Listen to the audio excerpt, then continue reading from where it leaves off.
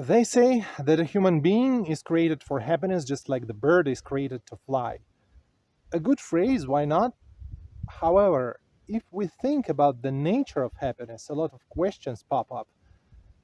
The society offers us a pre made set of options that allegedly grant happiness. According to the society, this is the condition that we usually acquire as a result of obtaining something or via possessing. The problem is, such sources of happiness gradually lose their stimulating properties. For women, for example, it's having a loving person nearby. Like, you've got a man to live with, and here's happiness. Like hell, it is. If we isolate this couple and leave them alone, the result is predictable. They are bound to be at each other's throats, as do most so called happy families. Let's assume happiness is in children. Maybe, but kids also bring problems. Moreover, considering the way most parents interact with their children, it is clear as day that there is no hint of happiness. Relationships with kids and especially teenagers are mostly hostile and for sure doesn't look like an idyllic life. The next possible source of happiness, money and success. But the rich also cry. They also drink and drug themselves to the grave and commit suicides. Dubious happiness, isn't it? Well, maybe happiness is in a quiet place in life. It is hardly so. The society provides us with various fancy images showing a beach life near an ocean with straws and coconuts. From the second day on, people start to drink heavily as it gets deadly boring. There are also alternative versions of happiness that are advocated by followers of so called spiritual growth. Just achieve nirvana and you will be rewarded with happy life. Well, maybe, but how does nirvana help to earn money? How can it align with working in an office or at a factory?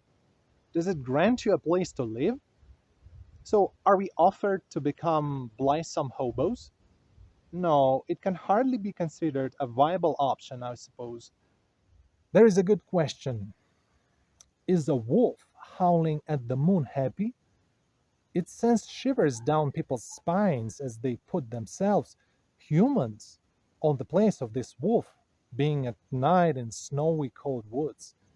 And howling at the moon, what a nightmare! But the wolf feels itself at home there. Dense fur protects him from cold. Moreover, nobody forces it to howl at the moon. So, to what extent can a creature be unhappy when, being in comfortable conditions, it absolutely voluntarily expresses itself in the way it wants?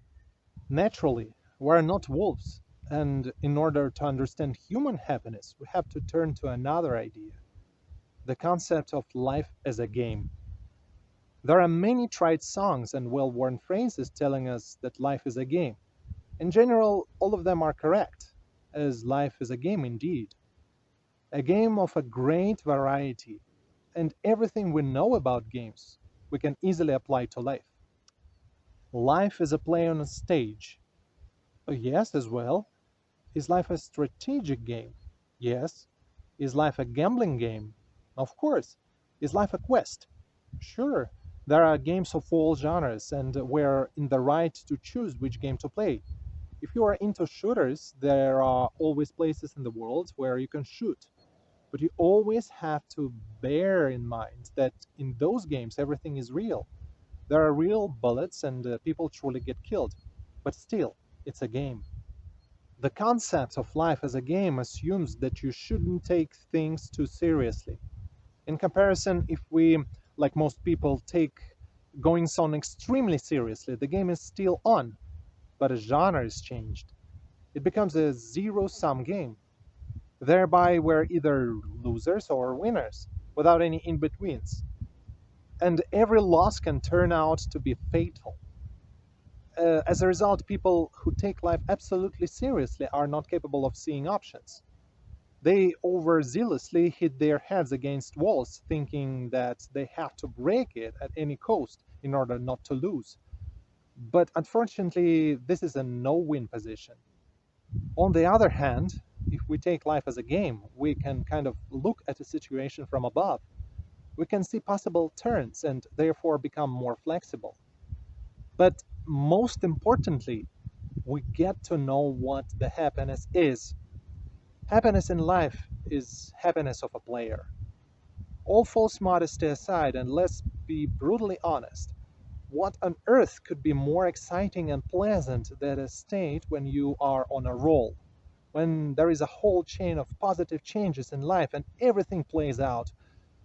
Moreover, changes occur so quickly that we don't have enough time to adapt and get used to them. This is the true happiness. The happiness of a player whose luck is off the charts. Sure thing, you can't always be a winner. There are periods of bad luck. There is no such a person as a perfect player. We all make mistakes and have to learn. But in order to feel it in the first place, you have to sit down at the gaming table. We have to start playing. Whereas in contrast, if we take everything seriously, it infuses us with panic. It fills us with the willing to look for the save button, to avoid playing and take turns. It forces us to hide instability. But stability is actually a way more dangerous thing. One of the highest possible degrees of stability is a life in a hospital ward with soft walls. But how long is it possible to live there before you go nuts? Or let's dig deeper. Where is the ultimate, unswerving, and never ending stability? Only inside a wooden box buried 4 feet below the ground, in eternal darkness and silence. All in all, there is no life without adventures. And it's not a motivating slogan, it's a verdict.